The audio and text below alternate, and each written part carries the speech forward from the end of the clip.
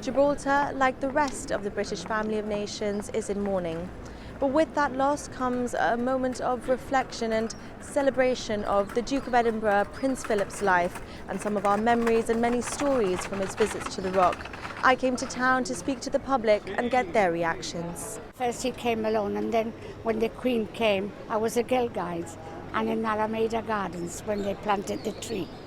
All the girl guides were assembled there in Alameda, all excited, and the brownies, they planted a tree there, and it was a nice day for us, yes. I think he was a very, very well-liked character, and did a lot for the people, especially with the Duke of Edinburgh Award and Outward Bound, stuff like that. So I think it's a very sad day, and he should be remembered for a long, long time. No, I really felt bad because I'm a very pro-royalty, monarchy, I should say.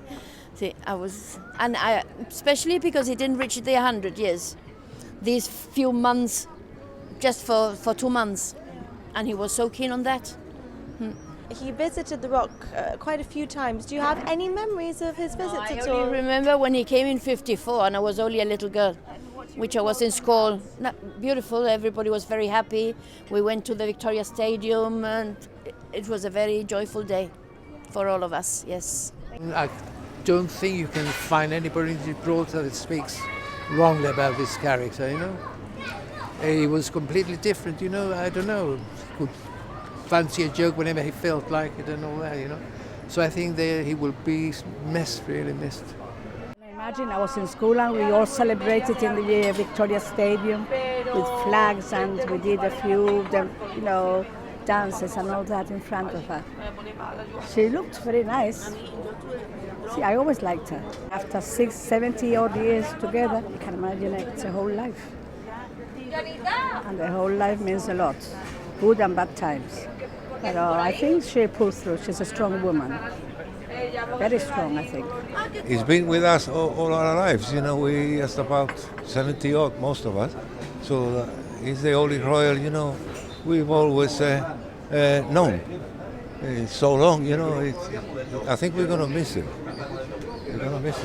Well, it was quite sad, considering that he lived quite old, and that he was very close to the Queen, and he was his rock, or her rock, for such a long time. So yes, it is sad, obviously.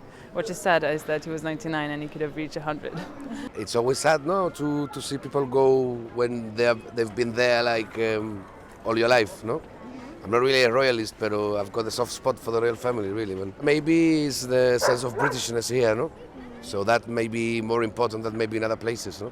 I also belong to the King's Chapel Choir, so when he used to come to Sunday service in the mornings, I used to see him there in the pew sitting down singing, in the service and that, and then he'd come and speak to us afterwards. He could be very abrupt when he wanted to be, but then he could be very charming.